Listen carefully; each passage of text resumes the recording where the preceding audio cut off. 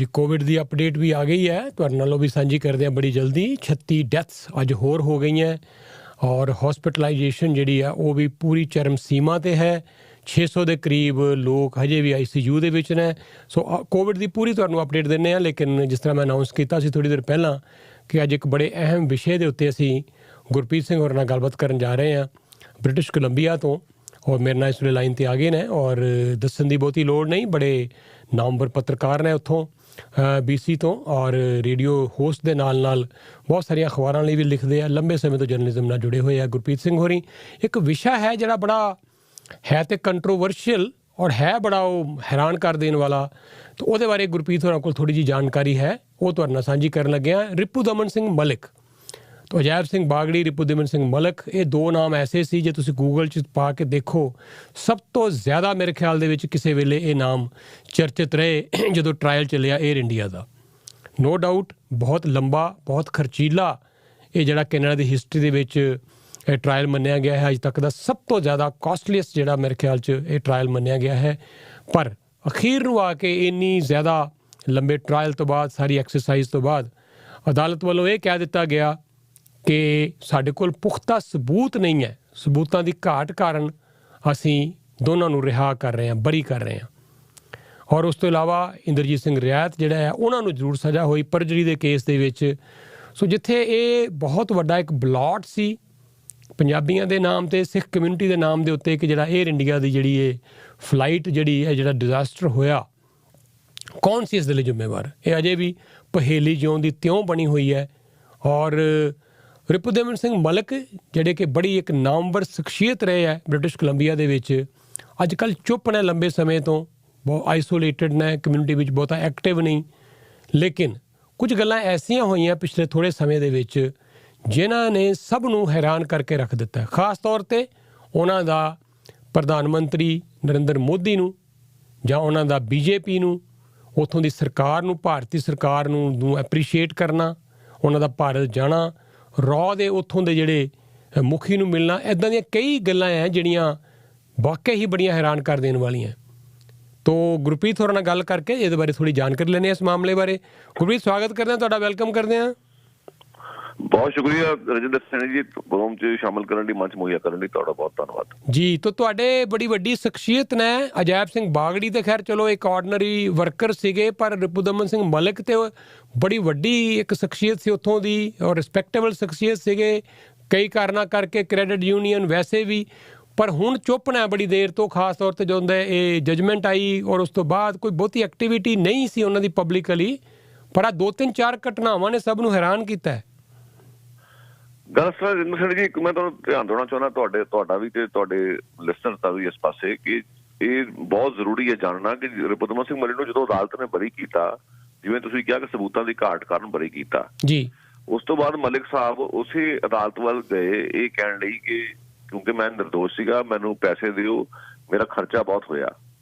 ते उसे जज ने बाद च ये स्पष्ट किया सी कि जिहड़ा तुहानूं साडी जिहड़ी मेरी नॉन गिल्टी वर्डिक्ट सीगी वो तुहाडी कोई बेगुनाही का सर्टिफिकेट नहीं सीगा।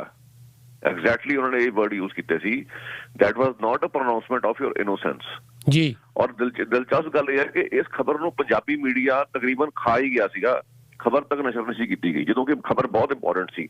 किसी व्यक्ति से दहशतगर्दी की किसी कार्रवाई शामिल दोष लगे होण, वो बरी हो गया होए, भगड़े पाए गए, सिखां तो बात होता गया, बला बला बला, हालांकि वो कुछ सिखां के प्रतिनिधिता नहीं गए, ना सिख कम्यूनिटी जेब च पाई हुई उन्होंने, जे उन्होंने कुछ गलत किया सी ते ਉਹਦੇ ਲਈ ਉਹ ਖੁਦ ਕਸੂਰਵਾਰ ਸੀ, ਜੇ ਬਰੀ ਵੀ ਹੋਏ ਸੀ ਆਪਣੇ ਲਈ ਬਰੀ ਹੋਏ ਸੀ, ਨਾ ਕਿ ਉਹਦੇ ਚ ਸਾਰੀ ਕਮਿਊਨਿਟੀ ਨੂੰ ਇੱਕੋ ਰਸੇ ਬੰਨਿਆ ਜਾ ਸਕਦਾ। ਮੈਂ ਇੱਥੇ ਸੌਰੀ ਤੁਹਾਨੂੰ ਵਿੱਚ ਲਿਖੀ ਉਹਨਾਂ ਨੇ, ਉਹ ਕੋਈ ਸਿੱਖਾਂ ਦੇ ਪ੍ਰਤੀਨਿਧ ਹੋਣ ਦੇ ਨਾਤੇ ਨਹੀਂ ਲਿਖੀ, ਪਰ ਜਿਹੜੀ ਮੈਂ ਦੇਖਿਆ ਉਹਨਾਂ ਰਾਣੀ ਸਾਹਿਬ ਜ਼ਰੂਰੀ ਜਾਣਨਾ ਕਿ ਉਹ ਮੀਡੀਆ ਨੇ ਉਹ ਖਬਰ ਨੂੰ ਗੋਲ ਕਰ ਦਿੱਤਾ ਖਾ ਕੇ ਕਿ ਵੀ ਇਹ ਜਿਹੜਾ ਜੱਜ ਦਾ ਇਹ ਕਹਿਣਾ ਕਿ ਅਸੀਂ ਤੁਹਾਨੂੰ ਜਿਹੜਾ ਬਰੀ ਕੀਤਾ ਸੀਗਾ that was not a pronouncement of innocence।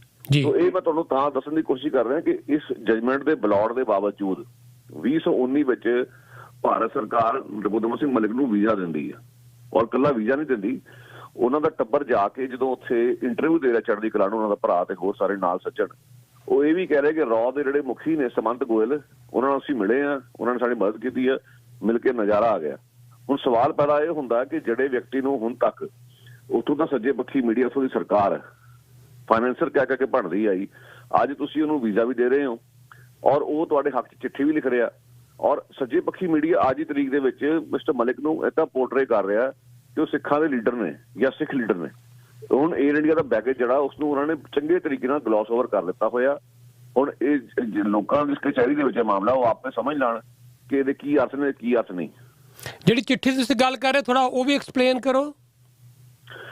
ਚਿੱਠੀ ਦੇਖੋ, ਗੱਲ ਅਸਲ ਕਿ 2019 ਵਿੱਚ ਜਦੋਂ ਉਹਨਾਂ ਦਾ ਭਾਰਤ ਜਿਹੜੀ ਆਮਦ ਹੋਈ ਹੈ ਉਸ ਵੇਲੇ ਵੀ ਰੌਲਾ ਪਿਆ ਸੀਗਾ।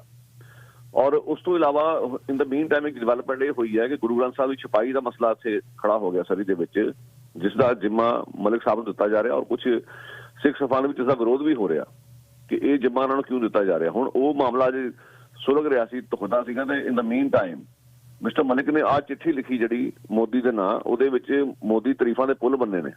ਇੱਥੋਂ ਤੱਕ ਕਿ ਇਹ ਵੀ ਕਿਹਾ ਗਿਆ ਕਿ 84 ਦੇ ਵਿੱਚ ਜੋ ਕੁਝ ਵੀ ਹੋਇਆ ਉਸ ਦੇ ਲਈ ਸਜ਼ਾਵਾਂ ਦਿਵਾਉਣ ਲਈ ਮੋਦੀ ਦੀ ਮੋਰੀ ਭੂਮਿਕਾ ਸੀ, ਉਹਨਾਂ ਨੇ ਕਾਫੀ ਕੁਝ ਕੀਤਾ। ਹਾਲਾਂਕਿ ਸਾਰੀਆਂ ਗੱਲਾਂ ਬੇਬੁਨਿਆਦ ਨੇ। 84 ਦੇ ਵਿੱਚ ਬੀਜੇਪੀ ਦੀ ਵੀ ਸ਼ਮੂਲੀਅਤ ਰਹੀ ਹੈ, ਇਹ ਸੱਚਾਈ ਹੈ। ਔਰ ਇੱਥੋਂ ਤੱਕ ਕਿ ਜਿਹੜਾ ਨਾਨਾ ਜੀ ਦੇਸ਼ਮੁਖ RSS ਦਾ ਮੁਖੀ ਜਿਸਨੇ ਇਸ ਨੂੰ ਜਸਟੀਫਾਈ ਕੀਤਾ ਸੀਗਾ, ਉਸ ਨੂੰ ਮੋਦੀ ਸਾਹਿਬ ਨੇ, ਉਹਨਾਂ ਦੀ ਸਰਕਾਰ ਨੇ ਭਾਰਤ ਨੂੰ ਲੈ ਕੇ ਨਵਾਜਿਆ। ਸੋ ਮਿਸਟਰ ਮਲਿਕ ਕਿਸ ਬੇਸਿਸ ਦੇ ਉੱਤੇ ਇਸ ਤਰ੍ਹਾਂ ਦਾ ਸਰਟੀਫਿਕੇਟ ਉਹਨਾਂ ਨੂੰ ਦੇ ਰਹੇ। ਨਾਲ ਦੀ ਨਾਲ ਜਿਹੜਾ ਇਹ ਕਹਿਣਾ ਕਿ ਸਜ਼ਾਵਾਂ ਦਵਾਈਆਂ, ਸੱਜਣ ਕੁਮਾਰ ਦੇ ਮਸਲੇ ਦੀ ਮੈਂ ਤੁਹਾਡੇ ਧਿਆਨ ਦੇਣਾ ਚਾਹੁੰਦਾ। ਸੱਜਣ ਕੁਮਾਰ ਨੂੰ 2018 ਚ ਦਿੱਲੀ ਹਾਈ ਕੋਰਟ ਨੇ ਸਜ਼ਾ ਦਿੱਤੀ ਸੀ ਔਰ ਉਸ ਦਾ ਕ੍ਰੈਡਿਟ ਵੀ ਮੋਦੀ ਨੂੰ ਦੇਣ ਦੀ ਕੋਸ਼ਿਸ਼ ਕੀਤੀ ਜਾ ਰਹੀ, ਜਿਹੜਾ ਕਿ ਬਿਲਕੁਲ ਗਲਤ ਆ। ਕਿਉਂਕਿ ਜਿਹੜਾ ਦਿੱਲੀ ਦਾ ਹਾਈ ਕੋਰਟ ਦਾ ਜੱਜ ਐਸ ਮੁਰਲੀਧਰ, ਉਹਨੇ ਜਜਮੈਂਟ ਜਿਹੜੀ ਲਿਖੀ ਉਹ ਜਜਮੈਂਟ ਮੈਂ ਪੜ੍ਹੀ ਹੈ। ਜਜਮੈਂਟ ਵਿੱਚ ਉਸਨੇ 2002 ਦਾ ਵੀ ਹਵਾਲਾ ਦਿੱਤਾ ਹੋਇਆ, ਜਿਹੜਾ ਗੁਜਰਾਤ ਦਾ ਕਤਲੇਆਮ ਸੀਗਾ, ਜਿਸ ਵਿੱਚ ਮੋਦੀ ਦੀ ਸ਼ੱਕੀ ਭੂਮਿਕਾ ਸੀ। ਸੋ ਹੁਣ ਸਵਾਲ ਇਹ ਪੈਦਾ ਹੁੰਦਾ ਕਿ ਜੇ ਉਹ ਜੱਜ ਮੋਦੀ ਦੇ ਹੱਥਾਂ 'ਚ ਖੇਡ ਰਿਹਾ ਹੁੰਦਾ ਤਾਂ ਉਸਨੇ 2002 ਦਾ ਜ਼ਿਕਰ ਕਿਉਂ ਕਰਨਾ ਸੀਗਾ। ਫਿਰ ਬਾਅਦ ਜਦੋਂ 2020 ਦੇ ਵਿੱਚ CA ਦੇ ਮਸਲੇ ਨੂੰ ਲੈ ਕੇ ਮੁਸਲਮਾਨਾਂ ਦੇ ਖਿਲਾਫ ਦਿੱਲੀ 'ਚ ਹਿੰਸਾ ਹੋਈ ਹੈ, ਉਸੇ ਜੱਜ ਨੇ ਸਟੈਂਡ ਲਿਆ ਪੁਲਿਸ ਦੇ ਖਿਲਾਫ, ਤਾਂ ਉਸਦੀ ਬਦਲੀ ਦੇ ਆਰਡਰ ਕੱਢ ਦਿੱਤੇ ਗਏ। ਸੋ ਇਹ ਗੱਲਾਂ ਦੱਸਦੀਆਂ ਨੇ ਕਿ ਤੁਸੀਂ BJP ਨੂੰ ਇਸ ਮਾਮਲੇ 'ਚ ਬਰੀ ਨਹੀਂ ਕਰ ਸਕਦੇ। ਅਜੇ ਤਾਜ਼ਾ ਕਿਸਾਨ ਅੰਦੋਲਨ ਮੌਕੇ ਹਟਿਆ, ਪੰਜਾਬ 'ਚ ਚੋਣਾਂ ਆ ਰਹੀਆਂ ਨੇ, ਇਸ ਮੌਕੇ ਤੇ ਚਿੱਠੀ ਕੱਢਣ ਦਾ ਅਰਥ ਹੀ ਇਹ ਹੈ ਕਿ ਨਰਿੰਦਰ ਮੋਦੀ ਦੀ ਸ਼ਾਖ ਨੂੰ ਕਿਵੇਂ ਸਿੱਖ ਸਭਾ ਦੇ ਵਿੱਚ ਕਾਇਮ ਕੀਤਾ ਜਾਵੇ। ਇਹ ਉਸ ਕੜੀ ਦਾ ਹਿੱਸਾ ਜੀ। ਬਹੁਤ ਬਹੁਤ ਸ਼ੁਕਰੀਆ ਗੁਰਪ੍ਰੀਤ। ਵੈਸੇ ਤੇ ਜਿਹੜਾ ਇਹ ਕੇਸ ਚੱਲਿਆ ਸੀ, ਸਾਰਾ ਖਰਚਾ ਸਰਕਾਰੀ ਜਿਹੜੇ ਤੌਰ ਦੇ ਉੱਤੇ ਇਹਨਾਂ ਨੂੰ ਰਿਪੁਦਮਨ ਸਿੰਘ ਮਲਿਕ ਔਰ ਅਜੈਬ ਬਾਗੜੀ ਨੂੰ ਸਰਕਾਰ ਨੇ ਕੀਤਾ ਸੀ। ਟੈਕਸ ਪੇਅਰ ਦੀ ਮਨੀ ਸੀ ਜਿਹੜੀ ਉਹਨਾਂ ਨੂੰ ਡਿਫੈਂਡ ਕਰਨ ਲਈ ਦਿੱਤੀ ਗਈ। ਤਾਂ ਜੇ ਉਹਨਾਂ ਦੇ ਦੋਸ਼ ਸੀ, ਉਹਨਾਂ ਨੂੰ ਆਪਣੇ ਕੇਸਾਂ ਨੂੰ ਆਪ ਡਿਫੈਂਡ ਕਰਨਾ ਚਾਹੀਦਾ ਸੀ, ਪਰ ਉਹਦੇ ਲਈ ਵੀ ਸਰਕਾਰ ਨੇ ਪੈਸੇ ਖਰਚੇ। ਤਾਂ I don't know 25 million 30 million ਕਿੰਨੇ million, I may be more than 100 million ਖਰਚਾ, ਮੈਨੂੰ ਇੱਦਾਂ ਕੋਈ ਯਾਦ ਨਹੀਂ ਆ ਰਿਹਾ। ਲੇਕਿਨ ਮੋਸਟ ਐਕਸਪੈਂਸਿਵ, ਸਭ ਤੋਂ ਕਾਸਟਲੀਐਸਟ ਜਿਹੜਾ ਇੱਕ ਮੁਕੱਦਮਾ ਕੈਨੇਡਾ ਦੀ ਹਿਸਟਰੀ 'ਚ ਅਜੇ ਤੱਕ ਰਿਹਾ ਹੈ, ਔਰ ਇਹ ਸਾਰੀ ਟੈਕਸ ਪੇਅਰ ਦੀ ਮਨੀ ਸੀ। ਔਰ ਇਹਨਾਂ ਦੋਨਾਂ ਨੂੰ, ਜਿਹੜੇ ਬੰਦੇ ਇਹਦੇ ਵਿੱਚ ਨਾਮਜ਼ਦ ਹੋਏ ਸੀ, ਦੋਨਾਂ ਨੂੰ ਡਿਫੈਂਡ ਕਰਨ ਲਈ ਸਰਕਾਰੀ ਵਕੀਲ ਦਿੱਤੇ ਗਏ ਸੀ ਔਰ ਅਦਾਲਤ ਵੱਲੋਂ ਵਕੀਲ ਦਿੱਤੇ ਗਏ ਸੀ। ਸੋ ਕਿਉਂ ਕਹਿ ਰਹੇ ਮਿਸਟਰ ਮਲਿਕ ਕਿ ਮੇਰਾ ਬਹੁਤ ਖਰਚਾ ਹੋ ਗਿਆ, ਜਦੋਂ ਕਿ ਸਾਰਾ ਖਰਚਾ ਤੇ ਟੈਕਸ ਪੇਅਰ ਦੀ ਮਨੀ ਵੱਲੋਂ ਹੋਇਆ ਉਹਨੂੰ ਡਿਫੈਂਡ ਕਰਨ ਵਾਸਤੇ। ਮਲਿਕ ਸਾਹਿਬ ਨੇ ਉਦੋਂ ਵੀ ਇਹ ਪਲੀ ਇਹੀ ਲਈ ਸੀ ਨਾ ਕਿ ਮੇਰੇ ਕੋਲ ਪੈਸਾ ਹੈ ਨਹੀਂ। ਜਦੋਂ ਡਿਫੈਂਡ ਕਰਨਾ ਸੀ ਆਪਣੇ ਆਪ ਨੂੰ, ਜਦੋਂ ਡਿਫੈਂਡ ਕਰਨਾ ਸੀ, ਉਦੋਂ ਵੀ ਪਲੀ ਇਹਨਾਂ ਨੇ ਇਹੀ ਲਈ ਸੀ ਕਿ ਮੇਰੇ ਕੋਲ ਪੈਸਾ ਹੈ ਨਹੀਂ ਤੇ ਮੈਂ, ਔਰ ਜਿਹੜੀ ਵਾਈਫ ਹੈ ਉਹ ਕਹਿੰਦੀ ਕਿ ਮੈਂ ਪੈਸਾ ਦੇ ਨਹੀਂ ਸਕਦੀ। ਕੋਈ ਤਾਂ ਬੜਾ ਹਾਸੋਹੀਣੀ ਜਿਹੀਆਂ ਗੱਲਾਂ ਉਦੋਂ ਹੋ ਕੇ ਹਟੀਆਂ।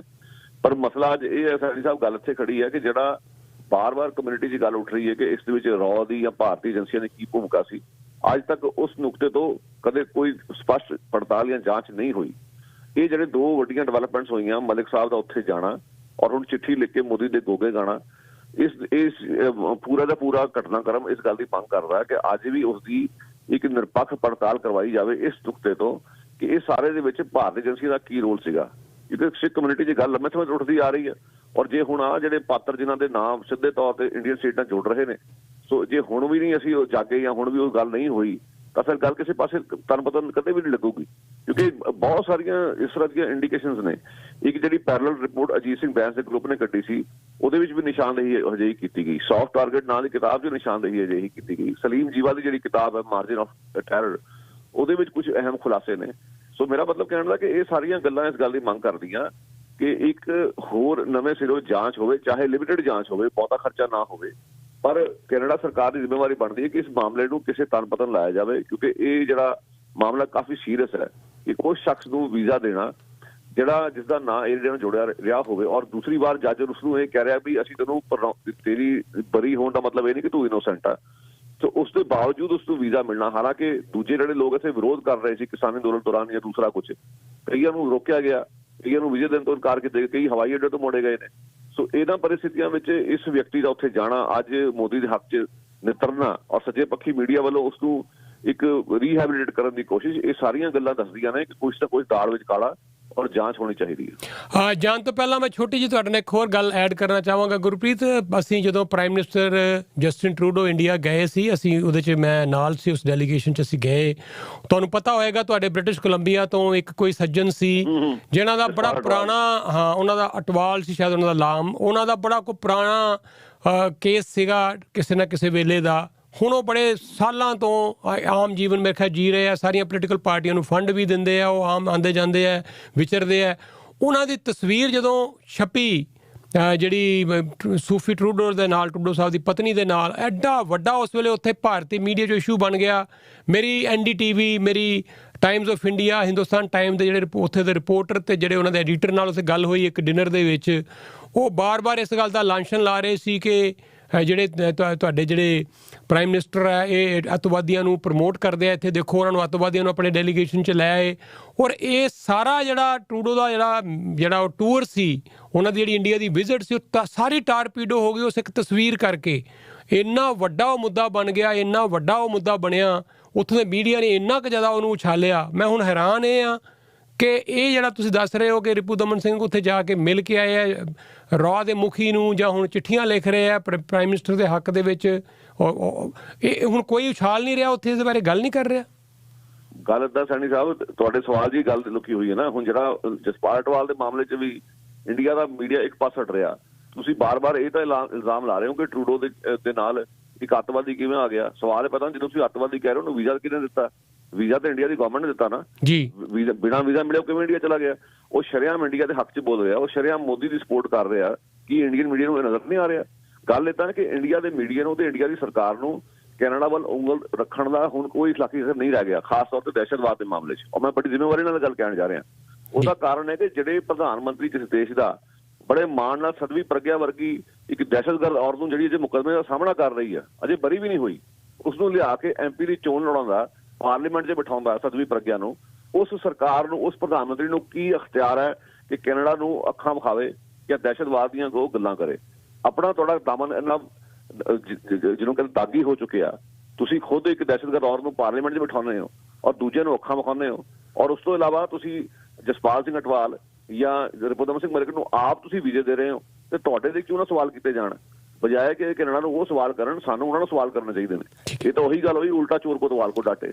ਸ਼ੁਕਰੀਆ ਤੁਹਾਡਾ ਬਹੁਤ ਬਹੁਤ ਗੁਰਪ੍ਰੀਤ। ਆਈ ਥਿੰਕ ਇਹ ਇਸ਼ੂ ਵਾਕਈ ਬੜਾ ਗੰਭੀਰ ਹੈ, ਔਰ ਜੇ ਇਹਦੀਆਂ ਪਰਤਾਂ ਖੁੱਲ੍ਹਣਗੀਆਂ ਤਾਂ ਪਤਾ ਨਹੀਂ ਅੱਗੇ ਚੱਲ ਕੇ ਕੀ ਕੁਝ ਖੁੱਲ੍ਹੇਗਾ। ਹਾਲਾਂਕਿ 2 ਇਨਕੁਆਇਰੀਆਂ ਹੋਈਆਂ, ਇੱਕ ਤਾਂ ਟਰਾਇਲ ਹੋਇਆ, ਫਿਰ ਇੱਕ ਜਸਟਿਸ ਜੌਨ, ਮੇਰੇ ਖਿਆਲ ਮੈਨੂੰ ਨਾਮ ਭੁੱਲ ਰਿਹਾ, ਉਹਨਾਂ ਦਾ ਇੱਕ ਕਮਿਸ਼ਨ ਵੀ ਬਣਿਆ ਸੀ ਜਿਨ੍ਹਾਂ ਨੇ ਬੜੀ ਲੰਬੀ, ਫਿਰ ਮੇਰੇ ਖਿਆਲ ਬੌਬ ਰੇ ਨੇ ਵੀ, ਹਾਂਜੀ, ਫਿਰ ਬੌਬ ਰੇ ਹੋਰਾਂ ਨੇ ਵੀ ਮੇਰੇ ਖਿਆਲ ਇੱਕ ਇਨਵੈਸਟੀਗੇਸ਼ਨ ਚੱਲੀ ਉਸ ਵੇਲੇ, ਕਈ ਕੁਛ ਹੀ ਹੋਇਆ, ਪਰ ਅਨਫਾਰਚੂਨੇਟਲੀ ਨਿਕਲਿਆ ਕੁਝ ਨਹੀਂ। ਅਜੇ ਤੱਕ ਵੀ ਇਹ ਰਹਿਸ ਦਾ ਰਹਿਸ ਹੀ ਬਣਿਆ ਹੋਇਆ ਏਅਰ ਇੰਡੀਆ ਦਾ ਜਿਹੜਾ ਬੰਬ ਬਲਾਸਟ। ਲੇਕਿਨ ਸੋਚੋ ਉਹਨਾਂ ਪਰਿਵਾਰਾਂ ਦੀ ਗੱਲ ਕਰੋ ਜਿਨ੍ਹਾਂ ਦੇ ਬੱਚੇ, ਜਿਹੜੇ ਪਰਿਵਾਰਾਂ ਦੇ ਪਰਿਵਾਰ ਖਤਮ ਹੋ ਗਏ, ਤਬਾਹ ਹੋ ਗਏ। ਅੱਜ ਵੀ ਚੀਸ ਉੱਠਦੀ ਹੋਏਗੀ, ਅੱਜ ਵੀ ਉਹ ਕਿਵੇਂ ਰੋਂਦੇ ਕੁਰਲਾਉਂਦੇ ਹੋਣਗੇ ਆਪਣੇ ਜੀਆਂ ਨੂੰ ਯਾਦ ਕਰਕੇ। ਪਰ ਅੱਜ ਵੀ ਅਫਸੋਸ ਕਿ ਸਭ ਤੋਂ ਮਹਿੰਗਾ ਮੁਕੱਦਮਾ ਹੋ ਜਾਣ ਕਰਕੇ ਵੀ, ਕਈ ਵਾਰੀ ਇਨਕੁਆਇਰੀਆਂ ਹੋ ਜਾਣ ਕਰਕੇ ਵੀ, ਅੱਜ ਵੀ ਦੋਸ਼ੀ ਜਿਹੜੇ ਹੈ ਉਹ ਪਤਾ ਨਹੀਂ ਕਿ ਕਿਹਨਾਂ ਨੇ ਇਹ ਕਾਰਾ ਕੀਤਾ ਸੀ। ਗੁਰਪ੍ਰੀਤ, ਬਹੁਤ ਬਹੁਤ ਸ਼ੁਕਰੀਆ ਤੁਹਾਡਾ, ਬੜੀ ਮਿਹਰਬਾਨੀ। ਮਿਹਰਬਾਨੀ ਸੈਣੀ ਸਾਹਿਬ, ਬਹੁਤ ਸ਼ੁਕਰੀਆ ਤੁਹਾਡਾ। Thank you so much. ਜੁੜੇ ਹੋਏ ਹੋ ਤੁਸੀਂ ਰੇਡੀਓ ਪ੍ਰੋਗਰਾਮ ਪ੍ਰਵਾਸੀ ਦੇ ਨਾਲ। ਅੱਜ ਤੁਹਾਨੂੰ ਅਸੀਂ ਖਬਰਾਂ ਥੋੜ੍ਹੀਆਂ ਲੇਟ ਕਰ ਲਈਆਂ। ਲਿਆਓ ਹੁਣ ਤੁਹਾਨੂੰ ਅੱਜ ਦੀਆਂ 94ਵੀਆਂ ਖਬਰਾਂ ਸੁਣਾ ਰਹੇ ਹਾਂ, ਫਿਰ ਲੈ ਕੇ ਚੱਲਾਂਗੇ ਚੰਡੀਗੜ੍ਹ।